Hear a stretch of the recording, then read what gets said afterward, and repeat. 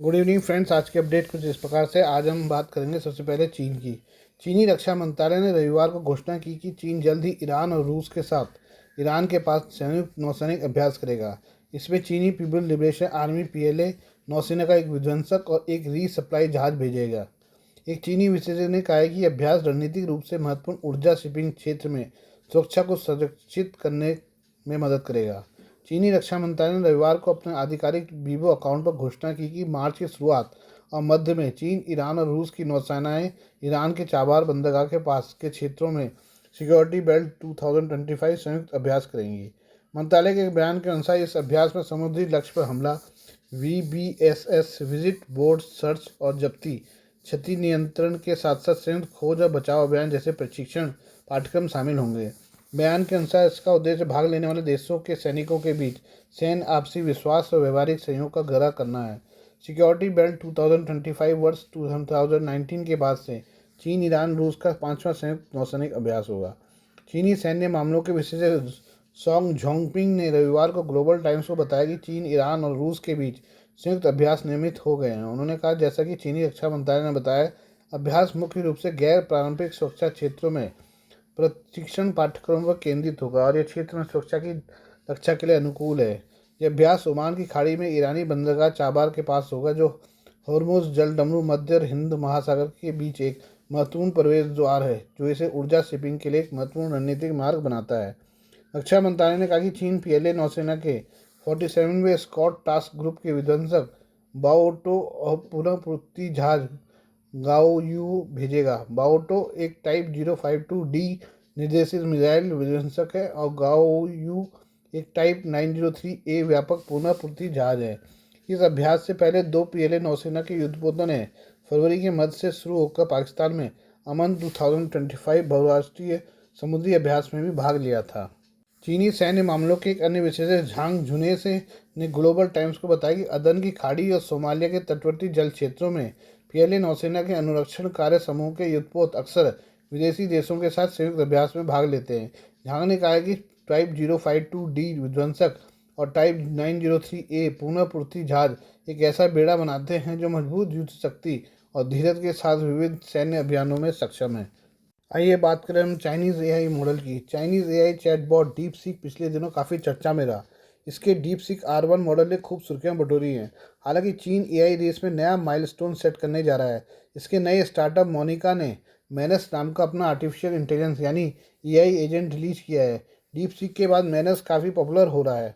Minus के पास real world के complex task को हल करने का हुनर है। यह एआई एजेंट मौजूदा वक्त में इन्वेशन ओनली वेब प्रीव्यू के तौर पर उपलब्ध है। इसमें स्टेप बाय स्टेप प्रोसेस के जरिए वेबसाइट क्रिएट करने जैसे प्रैक्टिकल टास्क की स्किल है। कंपनी ने अपने आर्टिफिशियल वेबसाइट मैनस.im पर एआई एजेंट का एक डेमो वीडियो शेयर किया है। इसका प्रीव्यू लॉन्च होने के 20 घंटे से भी कम समय में वायरल हो गया।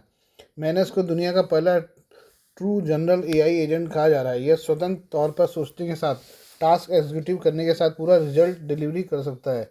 मैनस एआई एजेंट को जब जापान ट्रिप बनाने का टास्क दिया गया तो उसने इसे बेहतर ढंग से किया। ऐसा दावा किया जा रहा है कि मैनस एआई अलग अलग इंडस्ट्री में कॉम्प्लेक्स टास्क खुद ब खुद कर सकता है। इसमें खास फीचर्स दिए गए, जिसमें क्लाउड बेस्ड फंक्शन यूज़ किया गया है। मैनस डिस्कनेक्ट होने के बाद भी क्लाउड में काम करता रहता है और रिजल्ट प्रोवाइड करता है। इसे लेकर बीते बुधवार को सोशल मीडिया प्लेटफॉर्म एक्स पर एक डेमो वीडियो शेयर किया गया था, जो दोपहर तक करीब 2 लाख से ज़्यादा बार देखा गया। कई यूजर्स एआई एजेंट एक्सेस करने के लिए इनविटेशन कोड रिक्वेस्ट कर रहे हैं। बता दें कि मौजूदा वक्त में कंपनी के बारे में ज़्यादा डिटेल मौजूदा नहीं है, लेकिन इस डेमो वीडियो को पीक जेआई इचाओ ने होस्ट किया है, जो एक 33 वर्षीय चाइनीज़ है। इन्हें मैमोथ नाम का मोबाइल ब्राउज़र बनाने के लिए जाना जाता है। बता दें कि पूरी दुनिया में एआई मॉडल बनाने की रेस जारी है। इस रेस में अमेरिका और चीन दो अहम खिलाड़ी हैं, जो हर संभव कोशिश करके एक दूसरे को पीछे छोड़ना चाहते हैं। चाइनीज़ एआई प्रोग्राम को रोकने के लिए अमेरिका ने कुछ एडवांस एआई चिप के एक्सपोर्ट पर रोक लगा दी थी, लेकिन इसके बाद चीन ने डीप सीक R1 मॉडल को पेश कर दिया था। बात करते हैं अमेरिका की। अमेरिकी सीक्रेट सर्विस ने व्हाइट हाउस के पास एक हथियारबंद व्यक्ति को गोली मार दी है। सीक्रेट सर्विस ने एक बयान में कहा है कि वह व्यक्ति हथियार लिए हुए था और व्हाइट हाउस में घुसने की कोशिश कर रहा था। मौके पर पहुंचे सीक्रेट सर्विस एजेंट से टकराव होने के बाद उस व्यक्ति को गोली मार दी गई। इस गोलाबारी के वक्त राष्ट्रपति डोनाल्ड ट्रंप व्हाइट हाउस में नहीं थे। एजेंसी ने बताया कि स्थानीय पुलिस ने सीक्रेट सर्विस को एक आत्मघाती व्यक्ति की सूचना दी थी जो इंडियाना से वाशिंगटन डीसी की यात्रा कर रहा था। सीक्रेट सर्विस एजेंटों ने 7वीं और एफ स्ट्रीट NW के पास खड़े व्यक्ति के वाहन को देखा। इसके बाद उन्होंने स्थानीय पुलिस से मिली जानकारी से मेल खाने वाले व्यक्ति को भी पास में खड़े देखा। जब सीक्रेट सर्विस एजेंटों ने उसे रोकने की कोशिश की तो उसने हथियार निकाल लिया, जिसके बाद हमलावर की गोली मार दी गई। सीक्रेट सर्विस ने बताया कि उस व्यक्ति को अस्पताल ले जाया गया, हालांकि उसकी हालत के बारे में तुरंत पता नहीं चल पाया।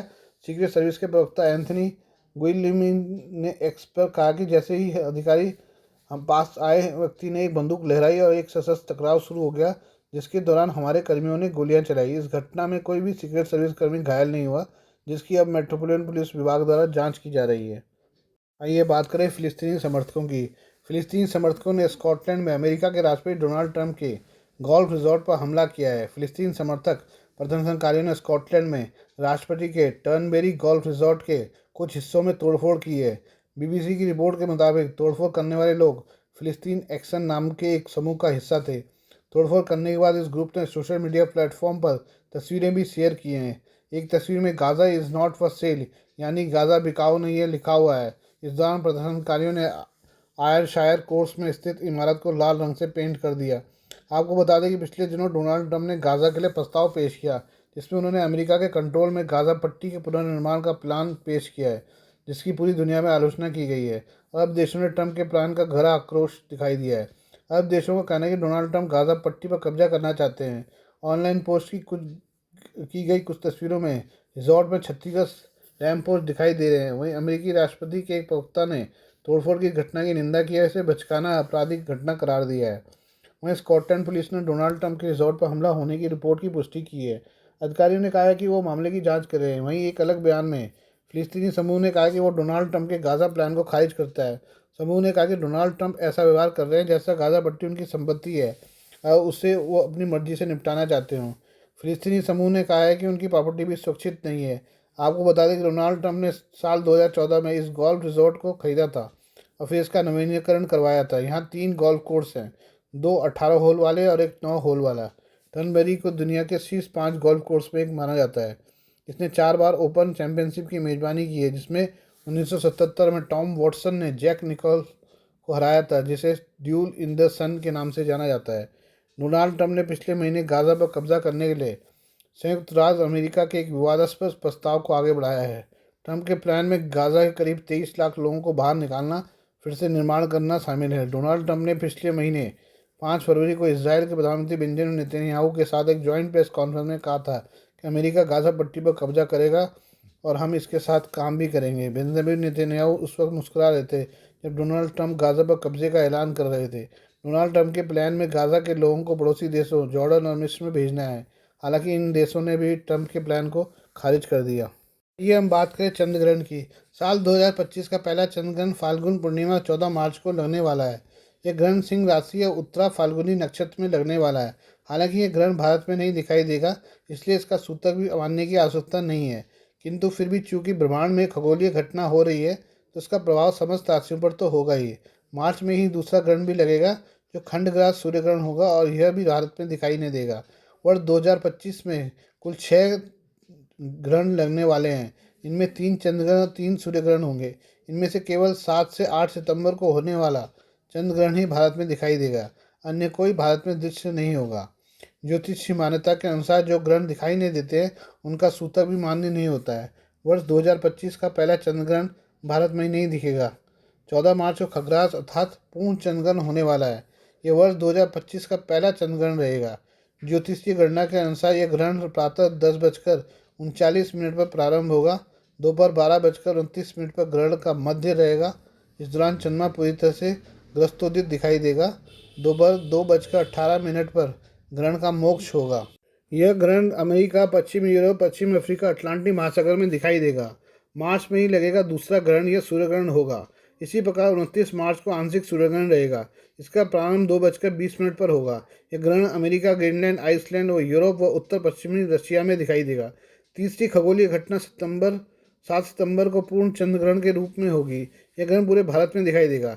रात 9:56 पर चंद्र ग्रहण की शुरुआत होगी। 21 सितंबर को आंशिक सूर्य ग्रहण रात 11:41 पर ग्रहण का मध्य तथा रात 1:26 पर ग्रहण का मोक्ष होगा। यह ग्रहण काफ़ी लंबा है, इसकी अवधि 3 घंटा 30 मिनट की रहेगी। साल 2025 का आखिरी ग्रहण 21 सितंबर को आंशिक सूर्यग्रहण के रूप में रहेगा। इन बातों का रखें ख्याल।